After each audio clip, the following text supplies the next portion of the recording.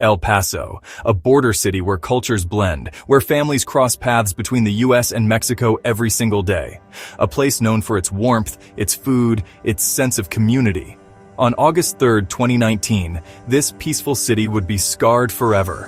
What began as an ordinary Saturday morning inside Walmart would end as one of the deadliest mass shootings in American history. This is the story of the El Paso Walmart massacre. A tragedy that turned everyday life into a waking nightmare. It was a typical Saturday. The El Paso Walmart sat at the heart of a bustling shopping district.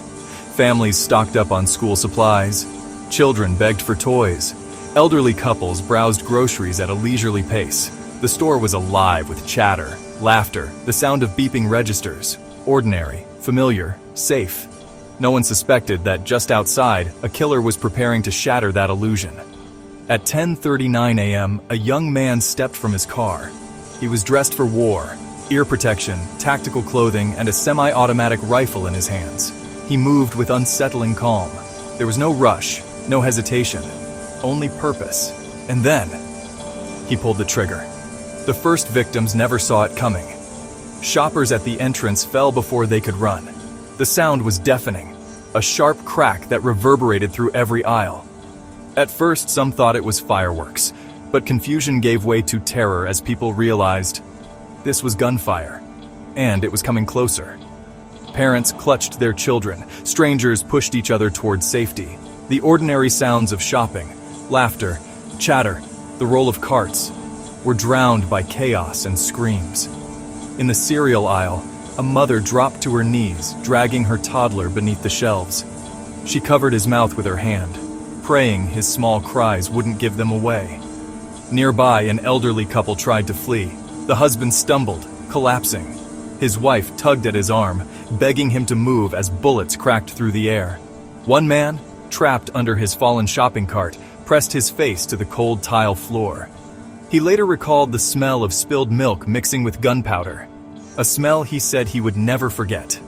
Employees, some just teenagers, shouted at customers to run. They pushed people through emergency exits, their hands shaking, hearts pounding. Outside, the parking lot turned into a river of panicked bodies, people sprinting toward safety, many barefoot, some clutching nothing but their children. The massacre lasted just 6 minutes, but for those trapped inside, it felt endless. 6 minutes where time distorted, each second stretching into eternity.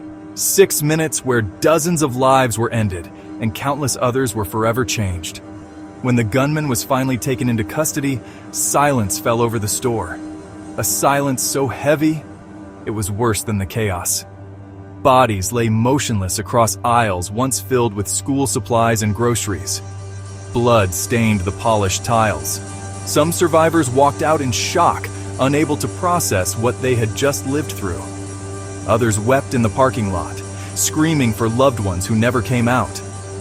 I remember crawling with my son under the shelves. I covered his mouth so he wouldn't cry. I thought, if he made a sound, we'd both be dead. We were shopping for groceries. My husband fell. I tried to get him up. He wouldn't move. I'll never forget that moment. I was only 19. I just remember yelling at people to run. My hands were shaking. I thought I was going to die. 23 people were killed. Dozens more were injured. Hundreds left traumatized. The victims were mothers, fathers, children, grandparents. Shoppers who woke that morning expecting nothing more than an ordinary Saturday. Instead, they became part of a tragedy that scarred an entire city and an entire nation. In the days that followed, the Walmart parking lot became a sea of flowers, candles, and photographs. Strangers wept together, clinging to one another for strength.